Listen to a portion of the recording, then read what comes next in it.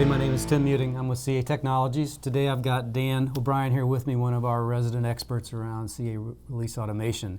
We're going to show a little demonstration here. Dan, what are we going to see today? So today we're going to show a rollback use case using release automation. So essentially when you deploy an application or change to an application into an environment, if there's any error along the way, we have the ability to automatically roll back to a previously known good state. Very good. Well, let's see how it works. Okay, so in this one we're going to show how CA release automation handles rollbacks. So in this case we're looking at the ticket exchange application, and there's a number of different templates that we've published. So let's go ahead and run presentation tier update, and essentially what this does is this piece just updates the web front end for the application. So let's go in here, we'll go ahead and create a release, and we'll just call it the forward inc site that we have set up.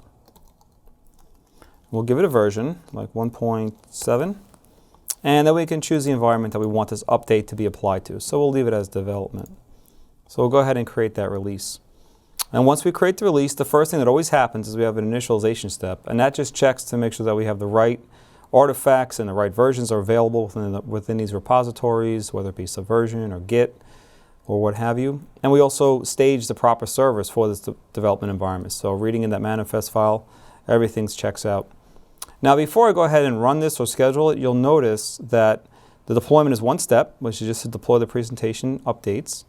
Okay, post-deploy is a simple Lisa service virtualization test case that will run, a quick smoke test. And then there's a rollback tab.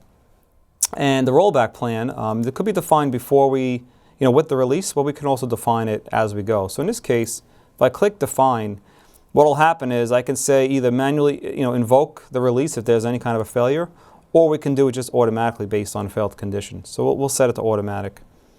And we have the option here of choosing any one of the previous releases for this front end that have been successfully deployed. So we know that we're going to go back to a known good state. So let's just choose this one here, 1.2.2.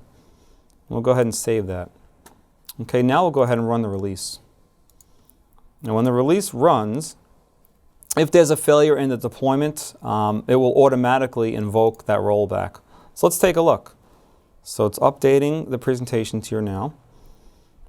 And it's going through the post-deployment, and it looks like on the post-deployment side there actually were errors. Okay, so we see we had some error executing that test. So if you look here, you see where it says the rollback is currently running because we have an automatic invocation. So if I go to rollback, you can actually see that it is completed and the rollback is currently active. So now that's succeeded.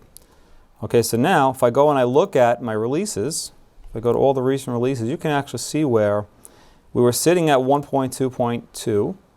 We went to go update our presentation tier to 1.7 and failed. And then we ultimately went back to 1.2.2 based on that configuration, and that succeeded.